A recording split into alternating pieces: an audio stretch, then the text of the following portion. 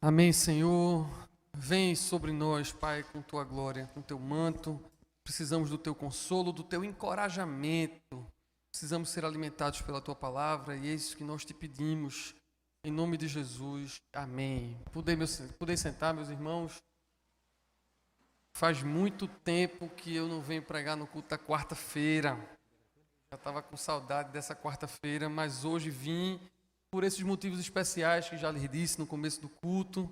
Além de todos nós que viemos aqui para adorar ao Senhor, naturalmente, nós temos 3 famílias queridas da nossa igreja que têm motivações especiais para estar aqui. A do pastor Sérgio, casado com Edna, e estão completando 36 anos de casados. Ele me ligou, você vai estar na quarta-feira, eu quero celebrar lá. Eu disse, vamos celebrar juntos. E 30 dias de tia Alexilda e uma semana de Dona Zilda, eu tive o privilégio de estar nos 2 sepultamentos, e eu digo privilégio, vocês vão saber por quê, já já. Então são intenções e motivos diferentes dessas 3 famílias, e vocês todos que estão aqui, certamente têm os seus motivos e as suas intenções. E eu queria fazer uma pequena enquete. Eu desconfio pela experiência como vai ser, mas mesmo assim quero fazer. Quantos de vocês, não respondam agora não, eu vou fazer a frase completa. O povo tem mania de levantar a mão, não deixa nem molhar o bico, né? A pesquisa é o seguinte, eu vou perguntar, quantos de vocês estão aqui felizes e alegres, louvando ao Senhor com alegria, que tem alegria no coração, ação de graças, e quantos de vocês estão aqui pesarosos, tristes, ansiosos? Então eu vou fazer, tá certo? Então eu vou começar primeiro pelo povo que está feliz. Quantos de vocês estão aqui felizes, rendendo graças a Deus? Levanta a mão. Eita, gente, acabou com minha teoria. E agora, quantos de vocês estão aqui precisando de um consolo, tristes? Levanta a mão. Olha, eu achei que ia ser mais de vocês, sabia? Normalmente tem mais gente triste, precisando de consolo. Hoje tem um povo aqui feliz, rendendo graças a Deus. Isso é muito bom. Isso é comum no meio da congregação, no meio do povo. Sempre tem gente feliz e sempre tem gente triste. A vida para alguns está numa fase boa, a vida para outros está numa situação difícil, e é comum em ajuntamentos como esse que a gente tem a gente celebrando e gente chorando. E eu quero refletir sobre uma passagem bíblica que tem uma história bem parecida, que é essa história de Lucas 7, que o reverendo Geraldinho leu, que a gente chama, a Bíblia às vezes chama a ressurreição da viúva de Naim, do filho da viúva de Naim, alguma coisa assim. Não sei como é que tem na sua Bíblia. Na minha Bíblia tem Jesus ressuscita o filho da viúva de Naim. E eu acho essa história fantástica. Todas as vezes que eu vou pregar sobre essa história, todas as vezes que eu leio essa história, eu me lembro do pastor Ariovaldo Ramos, que uma vez pregando sobre esse texto, ele disse que tinha um pastor, ele testemunhou esse fato. Eu não testemunhei, mas o pastor Ariovaldo Ramos testemunhou. Um pastor que foi pregar sobre esse texto, e ele, desavisado, quando ele viu viúva de Naim, ele achou que Naim era o nome do marido da viúva. E aí ele fez toda uma pregação de como Naim era imprevidente, porque deixou a viúva precisando. E Naim, mas rapaz, porque Naim estava assim, a mulher morreu. Mas Naim não era o nome do marido dela, Naim era a cidade dela. Ela era uma viúva que morava na cidade de Naim. Viúva de Naim, a gente só me lembra assim do povo, Paula de Ivan, outra pessoa que era viúva de Naim. Mas não é, Naim era uma cidade. Se a gente lesse os versículos de 1 a 10 desse Lucas, que nós lemos, Lucas 7, a gente vai pegar o contexto, e é muito importante esse contexto para hoje. Jesus tinha acabado, nesses versículos de 1 a 10, de realizar uma cura maravilhosa. Ele estava em Cafarnaum, que era a cidade onde ele morava, onde estava o seu quartel-general. A gente sabe que ele nasceu em Belém, era de Nazaré, Maria, mas ele, quando já mais velho, no seu ministério, ele montou o seu QG, seu quartel-general, lá em Cafarnaum, e ele estava em Cafarnaum e fez uma cura do servo de um centurião romano, que também não era um negócio muito comum não, porque os judeus não estavam muito felizes com os romanos estavam ali ocupando aquela área, e Jesus fez essa cura. E quem é proveniente da Igreja Católica Romana, como eu, vai lembrar, porque toda missa a gente repete assim, Senhor, eu não sou digno de que entreis em minha morada, mas dizer uma só palavra e serei salvo. Essas frases, essas palavras foram ditas por esse centurião, porque ele foi pedir que Jesus curasse o servo dele, e Jesus, quando ia, ele fez, mas não precisa nem que você vá, porque eu trabalho em Roma, eu sou sujeito à autoridade e também tenho autoridade. Se eu mandar que alguém vá, ele vai. Se eu mandar que alguém não vai, não vai. Eu sei que se o Senhor der uma palavra, o meu servo fica curado, o Senhor não precisa nem ir lá. Eu não sou digno de que o Senhor nem vá lá. E Jesus então curou esse servo de onde Jesus estava. Algo espetacular que aconteceu. De maneira que o povo que andava seguindo Jesus, que essa hora do ministério dele já era muita gente, estava triunfante por conta de um milagre maravilhoso que estava acontecendo. Então a Bíblia diz que no dia seguinte a esse grande milagre, desse servo, desse centurião, Jesus então sai de Cafarnaum em direção a essa cidade de Naim. Isso dá mais ou menos uns 30 quilômetros. O povo andava naquela época. Viu? Hoje em dia, para andar 30 quilômetros de carro, o povo não vai. Ivanzinho, vamos ali, aonde? Boa viagem, vou de jeito nenhum. Eu, para passar a ponte, preciso gostar muito de você, para poder ir para o lado de lá. E isso é porque eu vou de carro. Avalia a pé. O povo... Jesus estava indo 30 quilômetros. E a Bíblia diz, e Lucas, que escreveu isso, era médico, era detalhista, ele foi detalhista nesse texto. Ele diz que, seguindo Jesus, já viu seus discípulos e uma numerosa multidão. Então, você imagina uma caminhada longa dessa, uma peregrinação longa dessa, tinha os seus discípulos e uma multidão seguindo Jesus nesse tempo todo. Eu queria que você imaginasse essa cena, Jesus andando naquele tempo, muita gente seguindo ele. Quando ele está entrando na cidade, vem uma outra multidão. E essa outra multidão seguia o defunto. E essa estava saindo da cidade, porque se enterravam os mortos fora da cidade. Então vinha Jesus com uma multidão triunfante, feliz da vida. E tinha uma outra multidão seguindo aquela viúva, triste por conta dessa morte. 2 desastres grandes na vida dessa mulher. Primeiro, que ela era viúva. Ela não tinha marido. E segundo, que o seu filho único tinha acabado de morrer. E o desastre não era só a dor que nós sentimos quando a gente perde um ente querido. O desastre dela era vezes 2, porque tinha essa dor toda que era maior, mas tinha uma dor social, um pesadelo social. Porque naquela época, se o marido que ia sustentar, você tem que imaginar que não é feito hoje, que as mulheres trabalham e sustentam e às vezes sustentam os maridos. Não, naquela época era diferente, ela era sustentada pelo marido, o marido morreu, ela ia ser sustentada pelo filho e o filho morreu. Ou seja, ela não tinha sustento. Ela estava numa petição de miséria, como a gente diz. Não tinha naquela época INSS nem Previdência. E as 2 multidões se encontram. Como aqui hoje. Muitos alegres, muitos tristes, se encontrando em Cristo. É exatamente o que aconteceu naquele dia. Jesus para aquela multidão feliz que vinha, com empatia daquela outra multidão que chegava, e Jesus curou, ressuscitou, que diga, o filho dessa viúva de Naim. E a Bíblia diz que todos glorificaram a Deus naquele dia. Todos, a multidão triunfante e a multidão que chorava, depois daquele dia, todos glorificaram a Deus. E eu quero trazer 2 ensinamentos que esse texto nos mostra e que são muito caros ao meu coração. O primeiro ensinamento é que a gente tem que ter sempre empatia. Jesus para uma multidão feliz por conta da multidão triste. Isso tem que nos ensinar alguma coisa. Na nossa fartura ou na nossa celebração, a gente não pode passar direto quando a gente encontra alguém em sofrimento. Por melhor que a gente esteja, por mais resolvido na vida que a gente esteja, o cristão que segue a Jesus, ele tem necessariamente empatia daquele que está sofrendo. O apóstolo Paulo ensina isso na carta aos Romanos, capítulo 12, versículo 15, nos dizendo que a gente deve chorar com os que choram. E naquele dia, quem estava chorando sorriu depois do milagre que Jesus fez. Isso tem tudo a ver com a igreja. Isso tem tudo a ver com o encontro que a igreja promove. Isso tem tudo a ver com hoje. Essas 2 multidões que aqui se encontram. A nossa rotina é essa. Alguma hora a gente está chorando, alguma hora a gente está sorrindo. E misturados na igreja, chorando e sorrindo, todos nós glorificamos a Deus, independente das circunstâncias. E eu comecei falando que tinha sido um privilégio para mim estar no sepultamento de Dona Zilda e de Alexilda, e eu vou dizer por que foi.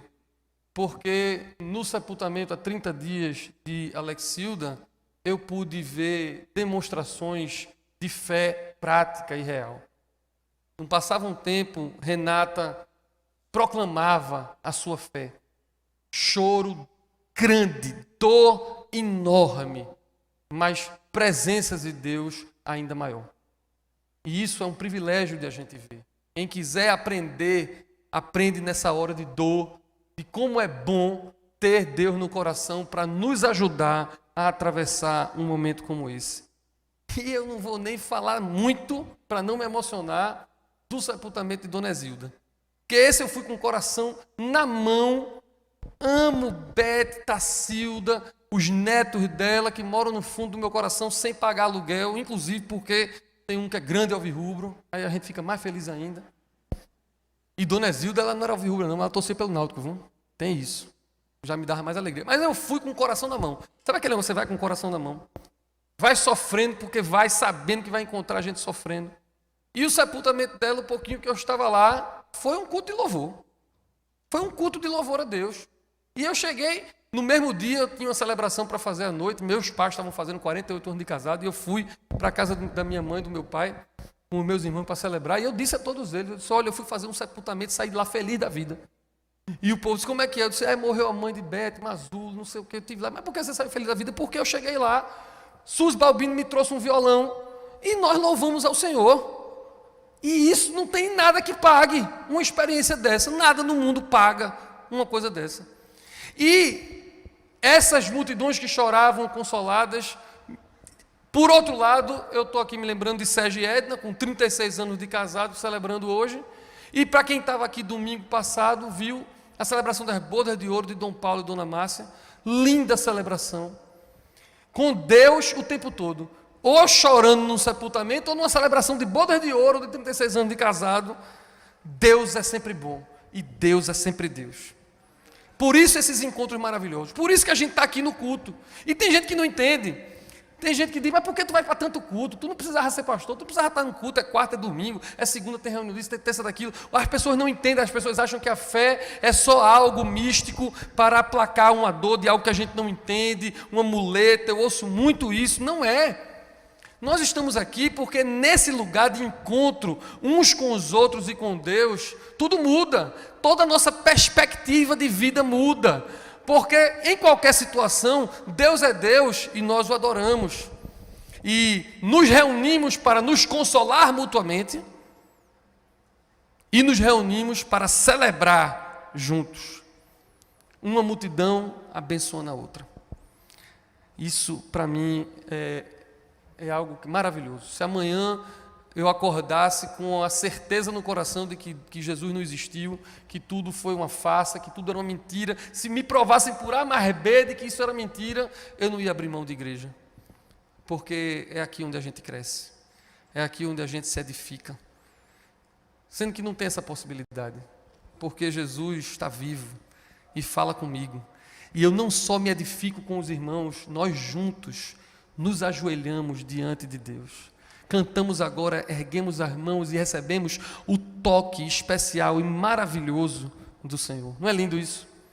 Mas tem uma segunda reflexão nesse texto muito importante. É que Lucas diferencia expressamente o discípulo da multidão. Ele podia ter dito assim, muita gente seguia Jesus, mas ele não disse isso. Ele disse os discípulos e uma multidão seguindo Jesus, ou seja, tem discípulo e tem multidão. No mesmo lugar, seguindo a mesma pessoa, falam da mesma pessoa, mas as motivações são diferentes. O discípulo pressupõe aprendizado, vontade de aprender. Multidão fica mais de longe, olha, quer o milagre, quer o consolo. Quando Jesus multiplica os pães e os peixes, a multidão está lá. Se Jesus transforma água em vinho, tem multidão que é abençoada com isso. Mas discípulo está mais perto, discípulo aprende com ele. E essa diferença, essa mudança entre era multidão e vira discípulo é muito bem ilustrada no livro de Jó. Jó 42:5 diz assim: meus ouvidos já tinham ouvido ao teu respeito, mas agora meus olhos viram. Veja a diferença de eu ouvir falar que há Deus e que há Jesus e que ressuscitou, e outra coisa é agora meus olhos viram, eu vejo, eu sei, eu sinto. E aí o poeta vem e musicaliza esse texto de uma forma tão linda. Antes eu te conhecia de ouvir falar, mas agora de contigo andar. Linda essa música. Por isso que a gente está aqui misturado. Aqui tem discípulo e aqui tem multidão. Aqui tem gente que ouviu falar de Jesus, às vezes a vida inteira, e não o conhece de perto. E aqui também tem gente que conhece Jesus de perto. Fala com ele, aprende com ele todos os dias. E eu tenho uma notícia para dar para vocês. Deus tem bênção para todos vocês, os discípulos e a multidão. Porque os religiosos têm mania de achar que Jesus só abençoa quem está perto. Mas isso não é o caso. A viúva nem seguindo Jesus estava, nem a Bíblia diz que ela tinha fé de nada. Ela estava ali achando que era por acaso. Jesus não sabia, não era por acaso, Jesus sabia o que estava fazendo. Independente da fé dela, ou se ela era multidão, ou de uma outra multidão, que não era nem que estava seguindo Jesus, Jesus teve empatia e curou e ressuscitou o filho dela. Porque Jesus é desse. Ainda assim ele consola, faz milagre. Tem gente que acha que os religiosos, as pessoas que vêm muito para a igreja, têm o monopólio da compaixão de Jesus. Como Jesus só se compadece daquele que está na igreja, ou de que lê, de que é discípulo, e eu não consigo ler isso na Bíblia. Eu acho que Jesus se compadece de quem ele quiser. Porque ele quer. E quer saber? Eu acho que ele quer abençoar vocês todos aqui. E os que estão na internet também. Ouvindo agora ou ouvindo depois. Não me importa, eu sei que o Deus que eu creio e o Cristo que eu proclamo, Ele quer abençoar você, consolar você, encorajar você, independentemente de se você é discípulo, ou se você é multidão, ou se você não era nem discípulo nem multidão, porque até hoje sequer seguia de longe, eu sei que Ele quer abençoar você. Mesmo que você não tenha fé, eu tenho por você. Se você está feito o pastor Sérgio e Edna, celebrando 36 anos, Deus é daquele que quer festejar com você. Se acabasse o vinho, Ele transformava a água em vinho para continuar a festa. Agora, tendo dito isso, que é a verdade do meu coração, Deus quer abençoar você, independente da sua condição. Eu também preciso dizer que uma coisa é a compaixão de Deus, e a sua graça, favor imerecido e a sua misericórdia. A outra coisa é a vontade de Deus para você. E eu tenho que proclamar para você que a vontade de Deus para você é que você seja discípulo. A vontade de Deus é que você ande perto. A vontade de Deus é de que você aprenda. A vontade de Deus é que você saia da condição de não seguidor e vire multidão, e depois de sair de multidão e vire discípulo.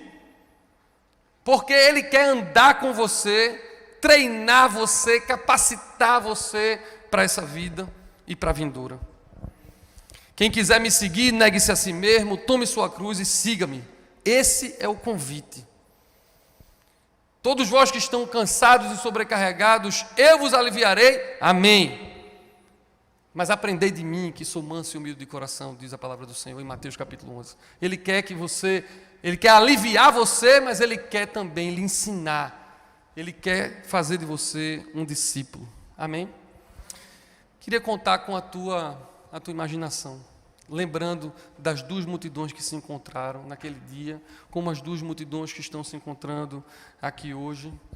E imagina Jesus seguido pelos seus discípulos e por uma multidão triunfante e alegre. E de repente ele olha e vê aquela viúva com o seu único filho num caixão. O que eu vou dizer agora, a Bíblia não diz. Alguns comentadores sugerem, o padre Raniero Cantalamessa, pregador da Pontifícia Casa Papal, sugere, e eu acho que faz todo sentido, de que Jesus olhou para aquela mulher, olhou para a mãe dele e teve muita compaixão, porque ele sabia que brevemente Maria ia se sentir daquele jeito. Jesus sabia que ia morrer. Jesus andava, olhava para Maria e via o sofrimento que ela iria ter, olhou para aquela mulher, viúva, como Maria era viúva, porque José já não estava mais ali, e com o seu filho único morto no caixão, e Jesus se compadeceu muito daquela mulher. E seja isso verdade ou não, a gente não tem como saber qual era o sentimento de Jesus naquele dia. Eu quero lhe dizer que Cristo tem empatia com você, independentemente da sua dor. Porque Ele sofreu todas as dores que você pode imaginar. Ele foi rejeitado, Ele foi humilhado, Ele foi violentado, traído, assassinado. Então não tem nada que você possa sentir de dor que Ele não tenha sentido de uma forma muito forte. De maneira que se você acha que está sofrendo e está sofrendo, saiba que Ele sofre com você. Você está servindo a um Deus e crê num Cristo que chora ao seu lado. Quando o amigo dele morreu, Lázaro, a Bíblia diz que ele chorou, mesmo sabendo que ia ressuscitar Lázaro. A dor de quem tem empatia. Então Cristo chora com você, ao seu lado. Eu não tenho dúvida disso. E toda outra dor que você possa sentir, Ele passou. Você pode estar sem esperança, chorando a morte, o desemprego, a depressão, o divórcio, qualquer outra dor, e Ele sente, e digo, nunca chega atrasado. Marcou a hora certinha de andar 30 quilômetros de Cafarnaum para Naim, todo mundo achando que era acaso, todas as paradas, para Ele chegar na hora que a multidão do enterro estivesse saindo, para que Ele chegasse exatamente na hora de fazer o milagre.